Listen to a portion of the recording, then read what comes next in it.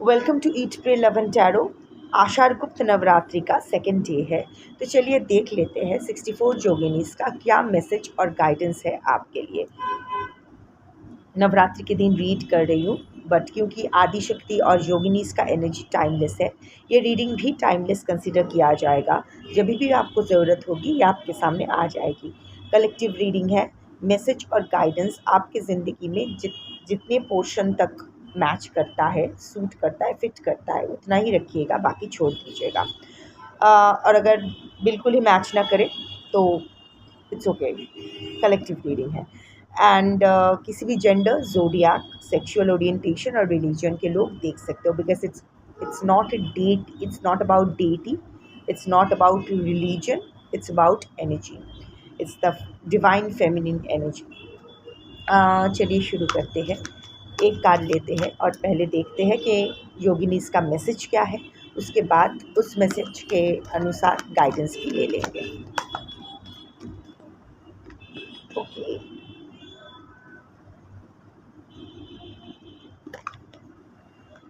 अहिमायापदा। जैसे आप देख सकते हो, अहिमायापदा का जो सर है, that is that of a nagin, snake head. Snake stands for regeneration. अहिमायापदा का कार्ड जब आता है एक रीडिंग में, उसका मतलब शी रिप्रेजेंट्स विनिंग। तो डायरेक्ट और सिंप्लीफाइड वे में अगर मैसेज कन्वे करूँ, तो आप जिस भी सिचुएशन के साथ अभी स्ट्रगल कर रहे हो, जिस चीज़ के लिए भी आप लड़ रहे हो, वहाँ आपकी जीत निश्चित है। This is a divine confirmation that you are going to win this situation. जो भी सिचुएशन आप हैंडल कर रहे हो, you are going to be emerging as a winner. Snake head, snake stands for regeneration. बहुत कुछ आपकी ज़िंदगी में और आपके अंदर बाहर दोनों तरफ ही बहुत कुछ चेंज होने वाला है। You are going to enter a new chapter of your life as a winner. I suddenly saw the Six of Wands before my eyes. So, public recognition, success, triumph, sir उठा के ससन्मान आप next chapter में जाने वाले हो। पूरे एकदम जितना भी आपने हार्ड वर्क किया है, that has not gone unnoticed, और बहुत ही जल्द you are going to come out of this situation that you are currently dealing with as a winner. अहिमयापदा is riding an elephant. Again, elephant stands for endurance, longevity, stability and removing of obstacles. हाथी जब चलता है तो उसके सामने जो भी ऑब्स्टिकल्स आता है वो उसको पैर के नीचे दबा के क्रश करके आगे बढ़ जाता है। आपके साथ भी वही होने वाला है। कितना भी मुश्किल क्यों ना हो, बस आगे बढ़ते रहो। वो मुश्किलें आपके पाँव तले दम तोड़ देने वाली है। जस्ट हिम्मत करके आगे बढ़ते रहना चाहिए। किसी भी चीज़ के, किसी भी मैनिपुलेशन, डर, एंग्जाइटी, अभी कोई भी नेगेटिविटी को अपने दिमाग में, दिल में, ज़िंदगी में स्थान नहीं देना है, because she is a remover of negativity also. अहिमयापदा के दोनों हाथ में, एक हाथ में है आवेश और एक हाथ में है सिद्धि। आवेश is passion, emotional impulsiveness, and Siddhi is enlightenment. So the perfect balance एक मॉर्टल लाइफ जीने के लिए, जैसे this is a perfect balance. You need to have certain level of आवेश to अगर संसार में रहना है तो एकदम किंग ऑफ स्वर्ड्स या क्वीन ऑफ स्वर्ड्स होके नहीं रह सकते हो। You have to have that element of emotion. Without emotion, because ये माया का बंधन है, इधर आप सब कुछ छोड़ छाड़ चले जाओ, या फिर there has to be a little thread left also, कुछ तो बाकी रहना चाहिए। That will at the end of the day, जिसके वजह से आप घर लौटते हो, दैट वन पॉइंट, चाहे वो रिस्पॉन्सिबिलिटी की माया हो या कुछ भी हो, बट वो माया ज़रूरी है। इवन शुगर पेशेंट्स को कभी कभार शुगर लेना पड़ता है, क्योंकि अदरवाइज इतना कम हो जाता है शुगर लेवल के that can turn lethal. So if you choose to remain in your family life, if you choose to remain in samsar, you have to come back home no matter where you wander around. दिन के अंत में आपको घर लौटना ही है। और घर लौटने के लिए आपको एक वजह चाहिए, और वो वजह एक माया ही होता है, वो आवेश ही होता है। वो होता है ना कि आवेश के वशीभूत होके हमने कुछ कर दिया, बट वो आवेश को कंट्रोल करना है अपने एनलाइटनमेंट से, अपनी सिद्धि से, अपने अवेयरनेस से।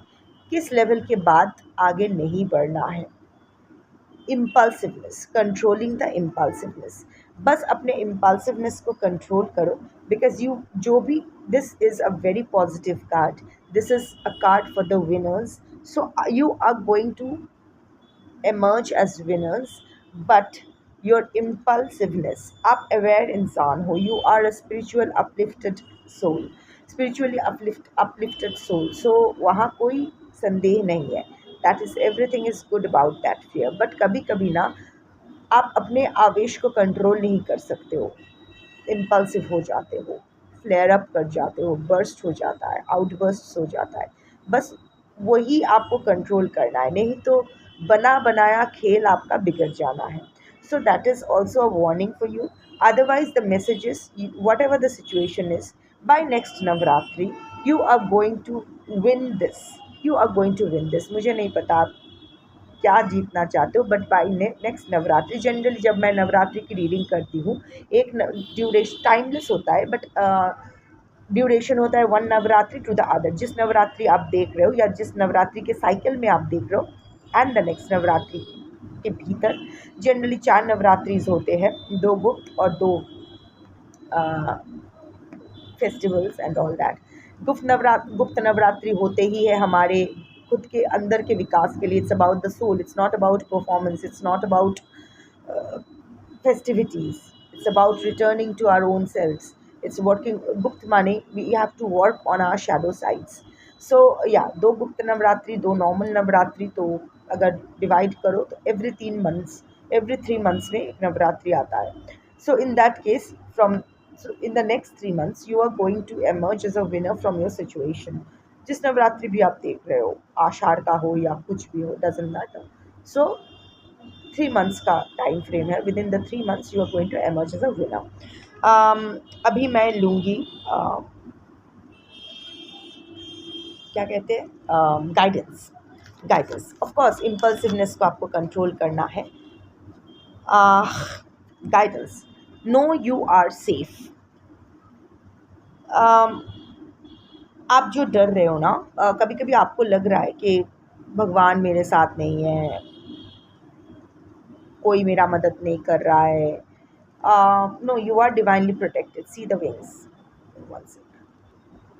या आपका एंसेस्टर्स बोलो, स्पिरिट गाइड्स बोलो, हायर सेल्फ बोलो, जो भी बोलो, doesn't matter, but you are protected by the universe in whatever form you believe in, you are protected.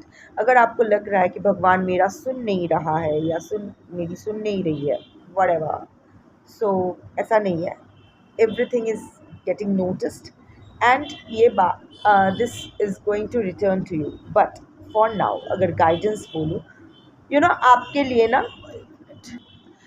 आपके पास ना हेल्प आ रहा है।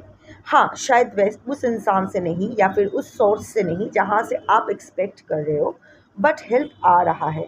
Not exactly the kind of help you are looking for, but help आ रहा है। और आप वो हेल्प को रिजेक्ट कर रहे हो, डिसमिस करो, नहीं नहीं अभी नहीं चाहिए, मुझे लगेगा तो मैं मांग लूँगी आपसे। You are not grabbing that opportunity.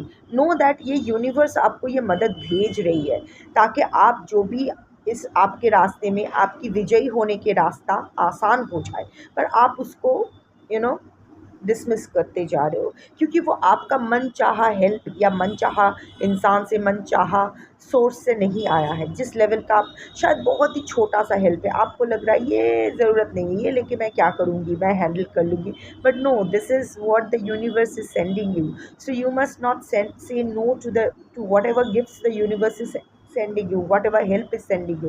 so universe is sending you a lot of helps।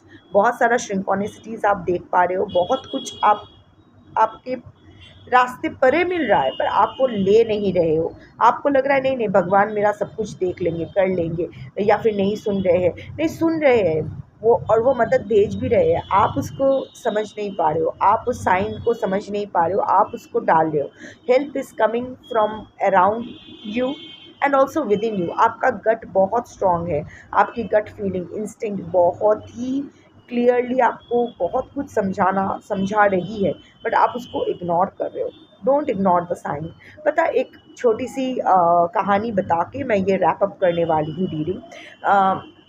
एक ब्राह्मण था, हमेशा वो भगवान का, विष्णु का नाम करता रहता था, पर बहुत गरीब था। तो उसने उसने कहा कि तो एक दिन सपने में देखा कि विष्णु ने कहा कि तू बैकुंठ आ जा, मैं तेरा सारा जो दुख है वो मिटा देने वाला हूँ।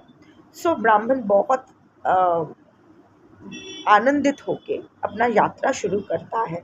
तो बीच रास्ते में उसको 3 मौके मिलते हैं। एक, वो किसी का मदद करता है, वो उसको रिटर्न में कुछ देना चाहता है। तो ब्राह्मण कहता है, नहीं नहीं, मुझे नहीं चाहिए, विष्णु ने ऑलरेडी मेरा सोच रखा है, इसीलिए तो मुझे बैकुंठ बुलाया है। सो आप रखो। सेकंड चांस आता है, और ज़्यादा धन उसको मिलता है, और ज़्यादा फैसिलिटीज़ बेनिफिट्स मिलता है, वो उसको भी नकार देता है। लास्ट में एक राजा की बेटी को का उपचार वो करते हैं। तो राजा उसकी बेटी की शादी ब्राह्मण से करवाना चाहता है, और बोलता है कि पूरा मेरा एकमात्र बेटी है, उसको शादी कर लो और ये राज्यपाट आप संभालो। तो वो ब्राह्मण कहता है, अरे अरे, आप रख लो, आप चिंता मत करो, विष्णु ने मेरा सोच रखा है, इसीलिए तो मुझे बैकुंठ बुलाया है, आप अपना रखो, मेरा उसने बहुत ज़्यादा सोच रखा है। और वो बैकुंठ जब पहुंचता है और बोलता है, प्रभु आप बोल रहे थे मुझे कुछ देने वाले हैं, आपके मेरे दुख का अंत हो जाए। तो विष्णु ने कहा, तुझे 3 मौके दिए थे, तूने उसको गवा दिया है, अब तुझे कुछ नहीं मिलने वाला है। मैंने इसीलिए यात्रा करवाया था तुझे कि 3 मौके दिए उसमें, तो कि तू वो ग्रैब करे। You didn't grab it, so that's your failure. I don't have anything else to offer to you. जितना तू डिज़र्व करता था, as per your karma, you deserve 3 opportunities that I have given you, and you have lost all 3 of them. Similarly, अभी जो भी मदद मिल रहा है, अंदर की आवाज़ को इग्नोर मत करो। दिमाग शांत रखो, अंदर की जो इंस्टिंक्ट आपको बोल रहा है वो फॉलो करो। बाहर से जितना भी छोटा सा छोटी सी छोटी मदद भी मदद ही है। सो डोंट आउट अपने ईगो के वशीभूत होके या कुछ और सोच के, whatever, I am not saying, I am not judging, but for whatever reasons आप जिसके लिए भी आप इग्नोर कर रहे हो, don't do that. Whatever opportunity the universe is sending you, grab it, because you will need it to emerge as a winner in the coming 3 months। अगले 3 महीने में जो आपके साथ होने वाला है, उसके लिए आपको ये सब रिसोर्सेज की ज़रूरत पड़ेगी। अभी अगर आपको लग रहा है कि नहीं नहीं, इस चीज़ की ज़रूरत नहीं है, रख लो, ज़रूरत होगी। अगर नहीं होती तो भेजा नहीं जाता, अगर भेजा जा रहा है तो ज़रूरत होगी। So this was your reading for today. Thank you for watching. जय जोगिनी, जय माँ कामाख्या, जय माँ तारा, शंभू।